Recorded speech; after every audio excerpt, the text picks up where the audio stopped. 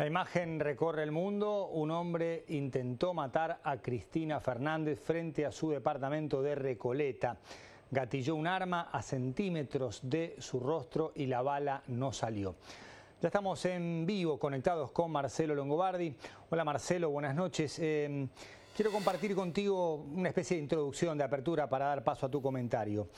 El hecho es demasiado grave, repudiable. Las imágenes son muy poderosas como para empezar por las interpretaciones, algo que ha ocurrido sobre todo en la coalición gobernante, hablar de los discursos de odio. Pero hay muchas cuestiones aún no resueltas por la justicia y la fuerza de seguridad respecto del intento de magnicidio, insisto, gravísimo, repudiable.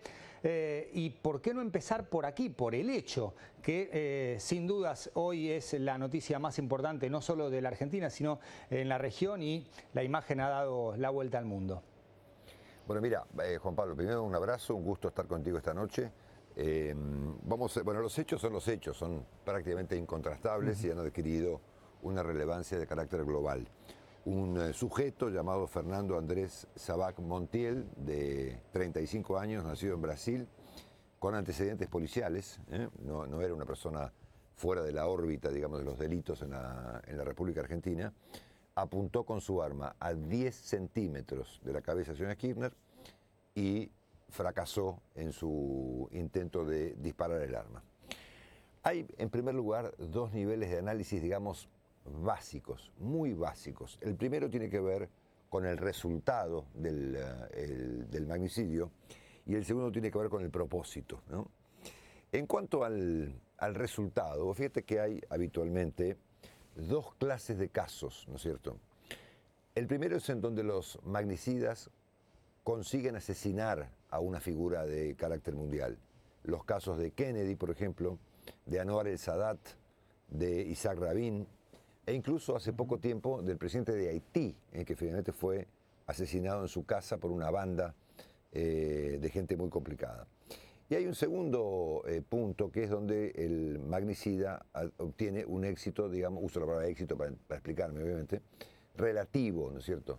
Consiguen herir a la persona.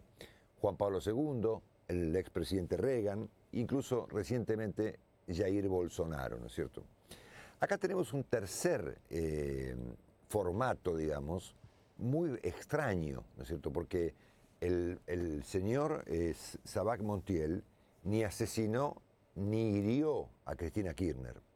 Literalmente fracasó en su intento de asesinar a la señora Kirchner por razones aparentemente bastante elementales. Un arma muy antigua, hay dudas respecto del arma, dudas respecto de las balas, si el arma era esa arma o era otra arma, la que se vio en televisión y demás, pero el personaje fracasó, a diferencia de los casos, por ejemplo, de Kennedy, donde el tipo tuvo éxito, o del caso de Reagan, donde el tipo no tuvo éxito. Bueno, acá quedó como en un limbo, ¿no es cierto? Una cosa muy extraña, ¿no? Y hay un segundo plano para analizar esto, que es el plano de los propósitos. Uno siempre mira, en primer lugar, si estamos en presencia de una especie de loco suelto, de un enajenado, los casos de, por ejemplo, Juan Pablo II y Reagan, de una conspiración, es decir, de efectivamente una conspiración política que actúa con el propósito, inclusive muy profesional, si cabe la palabra, de asesinar a una figura de relevancia. Por ejemplo, Anwar el-Sadat, o por ejemplo el presidente de Haití. En el caso de la señora Kirchner, estamos en presencia de un formato raro de magnicidio y, en segundo lugar, ajustado a una suerte de conjetura imaginativa. Esto es suponer que el magnicida actuó inspirado por algo, por alguien o por determinado contexto. Esto nos obliga, Juan Pablo, a revisar el contexto, ¿no? Porque es imposible mirar este asunto si no revisamos por lo menos el contexto reciente de la Argentina. Hace unas 3 semanas, un fiscal, el fiscal Luciani, acusó a la señora Kirchner y a otras personas de haber cometido hechos de corrupción y le pidió 12 años de prisión a ella y a un conjunto de personas. La señora Kirchner tuvo, en segundo lugar, una reacción muy fuerte frente al fiscal y ofreció una suerte de conferencia en un canal de YouTube acusando a medio país de corrupción. Incluso pareció sugerir que su difunto marido, Néstor Kirchner, también había cometido algún hecho de corrupción. Acusó obviamente a los jueces, a los fiscales y a los medios de estar detrás de una persecución en su contra. Inmediatamente después, en un episodio aún hoy para todos nosotros, y presumo que coincidirás conmigo, incomprensible, el presidente Fernández, en un programa de televisión, en el canal TN, en el programa Dos Voces, trató de relacionar la muerte del fiscal Alberto Nisman con la situación del fiscal Luciani, quien acusó a Cristina Kirchner, ¿no es cierto?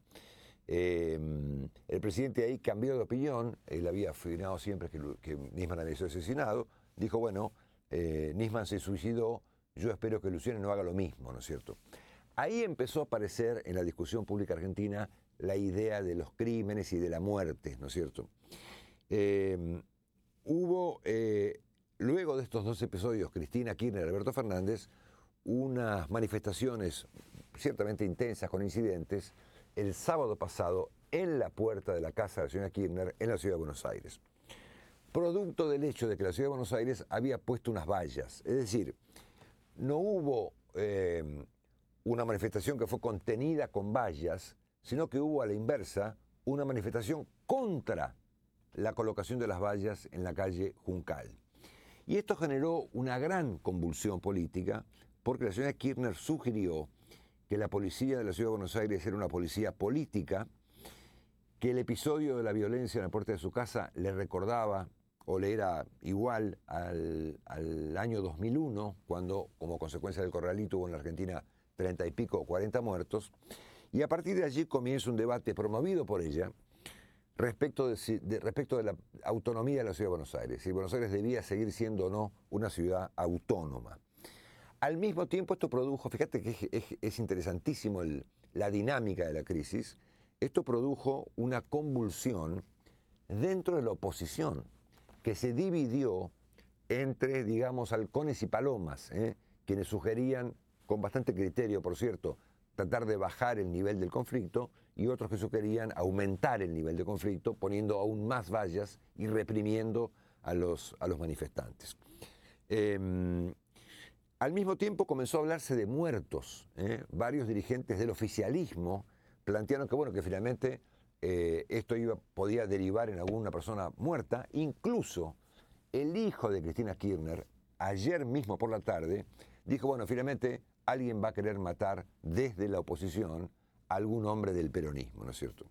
Entonces lo que estamos viendo acá, Juan Pablo, es que este hecho, los hechos que estamos examinando, con independencia del éxito, digamos, del magnicida y del propósito con el cual actuó, es que esto ocurre en un contexto de máxima radicalización, dentro de la cual, y esto es muy específico del caso argentino, los protagonistas de la crisis buscan conseguir algo que en la Argentina se llama centralidad. ¿Qué quiere decir centralidad? Yo no lo tengo muy claro. Es, bueno, obtener, digamos, el máximo nivel de atención pública durante un cierto momento del día, ¿no es cierto? Pero como la centralidad es un fenómeno, Juan Pablo, de carácter muy efímero, esa centralidad requiere de que se la alimente todo el tiempo con conflictos superiores, ¿no es cierto? Por lo tanto, la Argentina empezó, digamos, con una discusión respecto de un dictamen de un fiscal y terminó discutiendo sobre muertos y discutiendo sobre cuestiones políticas como la autonomía de la Ciudad de Buenos Aires y si los hechos ocurridos allí en la calle Juncal habían sido o no equivalentes al desastre del año 2001.